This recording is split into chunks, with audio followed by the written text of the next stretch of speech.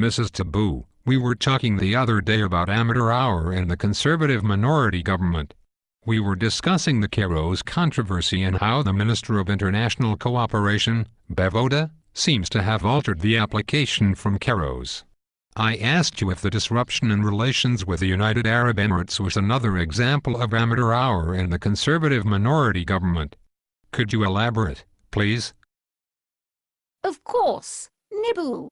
It seems the whole thing started when the United Arab Emirates government told Canadian officials that they would like Canada to grant more landing rights for two United Arab Emirates airlines, Emirates Airline and Etihad Airways, at Canadian airports. Why, Mrs. Taboo? Why did the United Arab Emirates want more landing rights? Well, the number of takeoff and landing slots granted to an airline determines how many times a given airline can land and take off at a particular airport per day. The Emirates presumably wanted an increased number of takeoff and landing slots to benefit the fortunes of the UAE airlines.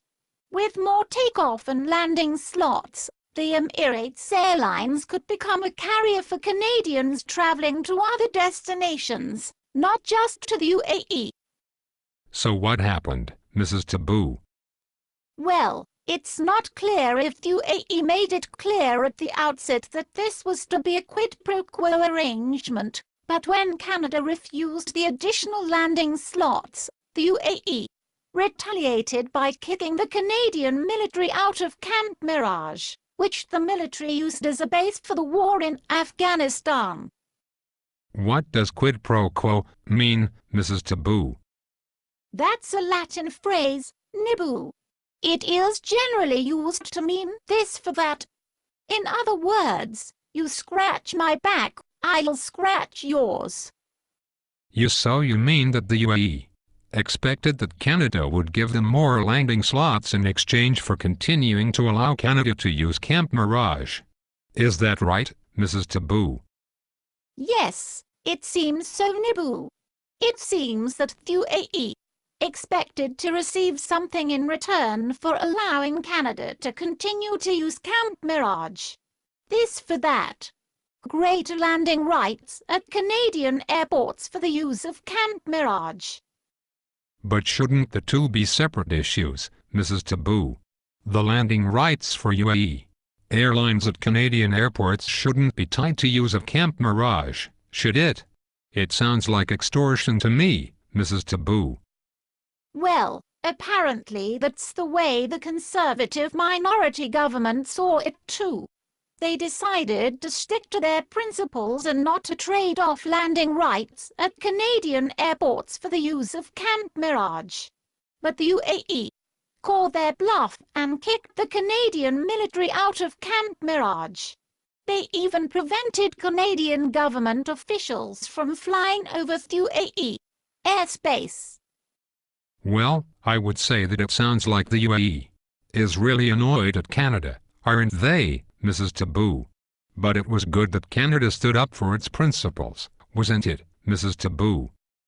Well, Niboo, it's fine to be principled, but the mature leadership would realize that we have to get along with other countries in the world. Other countries might have different expectations and ways of doing business than we do. A mature leadership would recognize it and would adapt to meet the reality of any given situation. So, Mrs. Taboo, you're saying that the Conservative minority government should have given the UAE the landing slots they asked for? I can't say that, Niboo. All that I can say is that the Conservative minority government should not have let the relationship between Canada and the UAE deteriorate so badly. There's always room for compromise and negotiation if the situation is dealt with maturely. And so you're saying that you don't think that the Conservative minority government under Prime Minister Stephen Harper dealt with the situation in a mature manner, is that right, Mrs. Taboo? You think this was another example of amateur hour in the Conservative minority government? Yes, you are correct, Niboo. Once again, I find it terribly ironic that the Conservative Party of Canada attempts to portray the leader of the Liberal Party, Mr. Michael Ignatieff, as a dangerous and inexperienced leader, when the Conservatives get the country into silly messes such as this one. One would think that the Canadian voters would wake up and see the Conservatives to be the bumbling, not to mention dangerous, incompetents that they are. Did UAE defriend Canada on Facebook, Mrs. Taboo? I don't know if Canada and UAE are on Facebook, Niboo, but if they are, then I imagine the UAE definitely defriended Canada, Niboo.